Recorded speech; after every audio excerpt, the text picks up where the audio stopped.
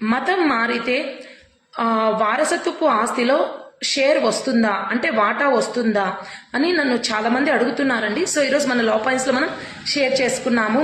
మనకు హిందూ వారసత్వపు చట్టం 1956లో సెక్షన్ 26 ఏం చెప్తుందంటే, ఎవరైతే అది వారసులు ఉంటారో పూర్వీకుల ఆస్తి నుంచి ఒక తండ్రికి వారసులు ఎవరైతే ఉంటారో ఆ తండ్రికి పూర్వీకుల నుంచి సంక్రమించిన ఆస్తి పైన ఆ వారసులలో ఎవరన్నా మత మార్పిడి కనుక చేసుకుంటే వాళ్ళకి ఆ వారసులకి ఆ షేర్ అయితే ఆ పూర్వీకుల ఆస్తి నుంచి వాటా మాత్రం ఏ ఒక్క రూపాయి కానీ తనకి కానీ తన పిల్లలకి కానీ రాదు అని మనకి సెక్షన్ 26 క్లియర్గా చెప్తుందండి.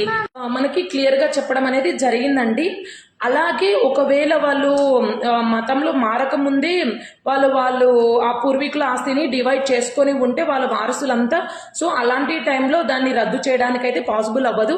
బట్ ఎప్పుడైతే వాళ్ళు మతం మారిన తర్వాత పూర్వీకుల ఆస్తిని డివైడ్ చేసుకోవడానికి షేర్ అడగడానికి వస్తే మాత్రము వాళ్ళకి ఈ హిందూ సక్సెషన్ యాక్ట్ అంటే వారసత్వపు చట్టము 1956 ప్రకారము వాళ్ళకి ఈ షేర్ అడిగే రైట్ అయితే ఉండదండి.